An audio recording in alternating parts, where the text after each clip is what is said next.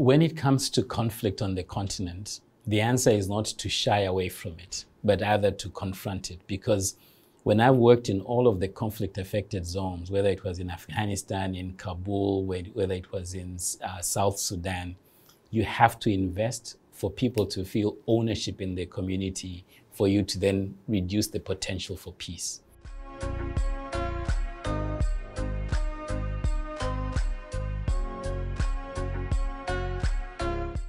My track record at the World Bank and in development broadly has always been about delivering results. And I've worked on large-scale operations, complex operations. I've worked in some of the most difficult environments in the world, in Afghanistan, in Somalia, in South Sudan. I've also worked in progressive economies as well, and have been able to see the balance of countries that do well and countries that don't do well. And I've found that the skills that have helped me the most are those that can be reflected in 4 simple ways.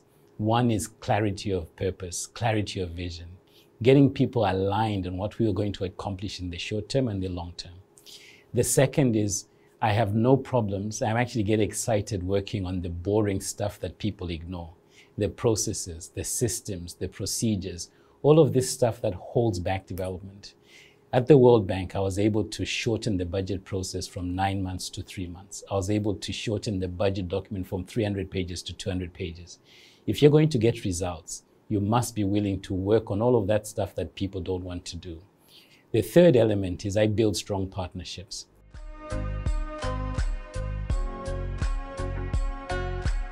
So first of all, I wouldn't use the word divided.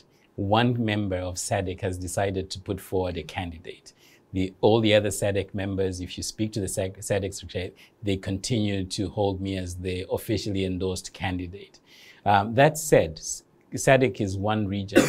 We have reinforced the quality of my candidacy by going towards COMESA and strengthening that, receiving the endorsement of that body. Importantly, this is a race, and one of the things I have valued about the African Development Bank process is that it's a very democratic process. Ultimately, what will make the difference is the quality of the candidates and the individual endorsements that will come country by country. So despite the fact that I have the COMESA endorsement, I'm still going back country by country to make sure that I have earned the responsibility with which they're entrusting me towards this race.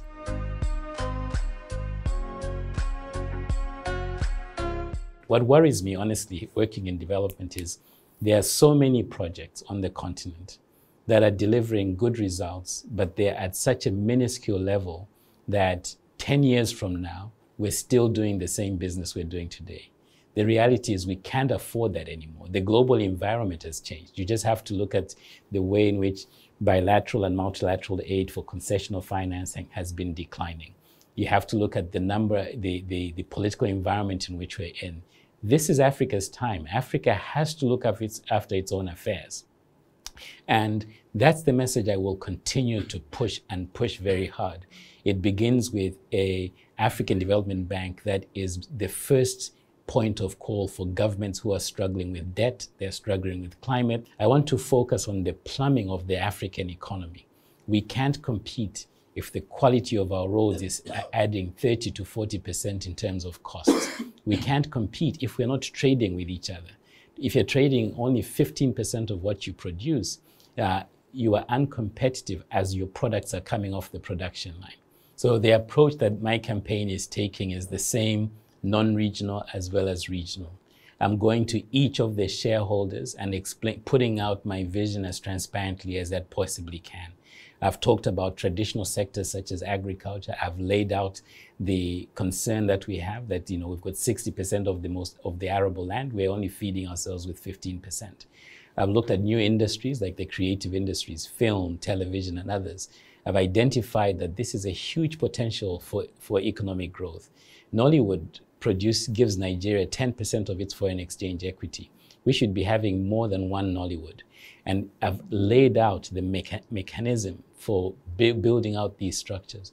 I'm taking this message to all of the African governors I'm meeting. I'm doing the same to the non-regional shareholders. It's got to be better than what it is today. It's got to be equivalent to the Marshall Plan that got Europe, that was used in Europe after World War II. Where is Africa's Marshall Plan?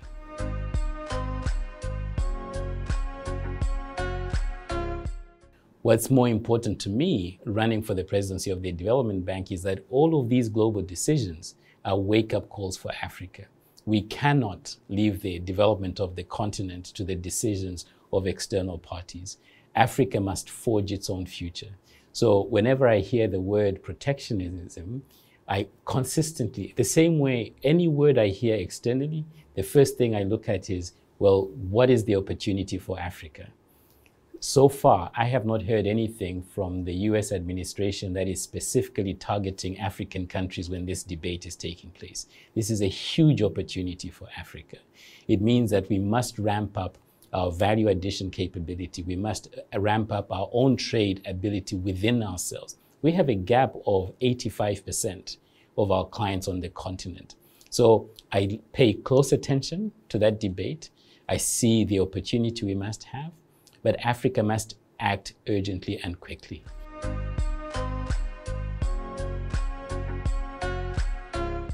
So when it comes to conflict on the continent, the answer is not to shy away from it, but rather to confront it. Because when I've worked in all of the conflict-affected zones, whether it was in Afghanistan, in Kabul, whether it was in South Sudan, you have to invest for people to feel ownership in their community, for you to then reduce the potential for peace.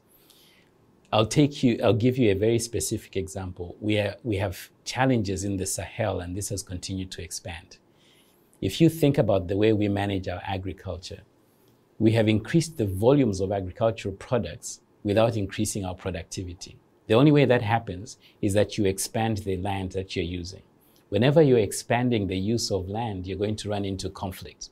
Those sources of conflicts must be avoided. In the Great Lakes area, certainly that is an area that has been destabilizing. We have to invest for peace. And my strategy for investment for peace is going to be threefold. First of all, data. We have to tell Africa's story much better. Today, even though the problems are in the Eastern DRC, there is no doubt in my mind that there are investments in Senegal, in Nigeria, and further afield where investors think Africa is too risky. Distance is not working in our favor. So data. We have to fix that.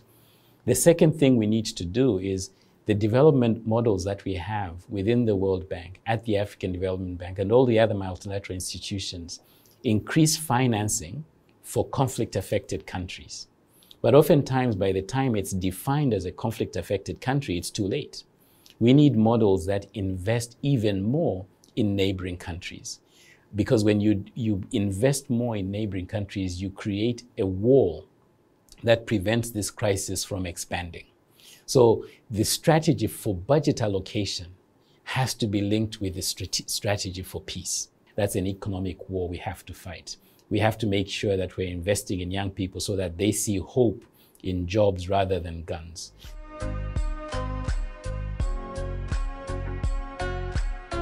There is no magic formula in Africa to getting our projects bankable. We have to focus on the ecosystem. The private sector is very good at filtering out projects that have life and projects that don't have life. The development community, my own institution included, my current institution included, is not as good, right? And we have to get better at early filtering so that we spend most of our time processing bankable projects. Right now, the system is clogged with unbankable projects that got into the system. And because it takes 18 months to process a project, we all feel it's better for us to keep improving the project. What we are doing by doing that is we are occupying space that could be done by a more bankable project. So it's a long answer, but having spent 17 years working with financial institutions, private institutions, lending institutions, the mismatch of projects is one area that I'm passionately committed to making it simpler, easier. And I think there are more bankable projects than we give Africa credit for. But just as equally, there are as many unbankable projects that should not be clogging the development system.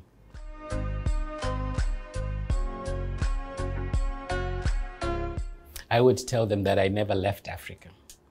I was born and bred in Zambia all the way until my professional career started in Zambia. I was in my 20s before I left the continent. And even when I left the continent, I spent 7 years working in Africa, even living in Mozambique and working the entire southern Eastern African space. Even when I left Africa to work in Central Asia, I soon came back to managing a team that was looking at infrastructure, capital markets development, pension funds, insurance that had a global mandate. 60% of our work was in Africa. I was constantly traveling, looking at pension funds in South Africa, in Nigeria, and in Kenya. I was developing capital market projects in Ethiopia, in Zambia, and others. And so that was another 4 years of my life. Subsequent to that, I went onto the corporate side of the bank, where my job was raising significant resources. You can't raise $90 billion without telling an African story. So I had, we used to have development forums. We had them in Rwanda. I did 2 of them in Côte d'Ivoire. And even as chief of staff for David Malpass and Ajay, I rarely joined them for trips, but the ones I did were in Benin and in Niger and others. So when people say I'm out of touch, there's nothing I've been touching other than Africa throughout my career. And if I was out of touch, I certainly wouldn't be running for this race. It's because I've been touching Africa all of the time.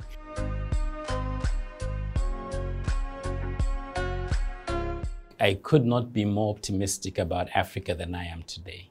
Yes, a lot of people see those challenges and I get depressed when they look at Africa, but when you unbundle each one of them, there is so much potential in addressing all of them. Let me take debt, for example. It's true our debt ratios are quite high at the moment, but have we done enough to distinguish between solvency problems and liquidity problems? I don't think so. And there are some liquidity problems which are much easier to deal with that we're dealing as solvency problems, even though the country has all of these assets. We need to get better at making that distinction. The same applies to climate. Climate is having a devastating impact on Africa. Let's turn the table and focus about what the opportunities are for using climate-friendly resources on the continent. Let's have a conversation about carbon credits, for example. So when you look at the challenges in Africa, I can see why people would be pessimistic. If you take a second look, and that second look, that second layer where I'm most comfortable with, the data, the plumbing, the systems, the processes, the opportunities to do things differently. There is no way you go through each one of these problems and not come out an optimist at the other end of this cycle.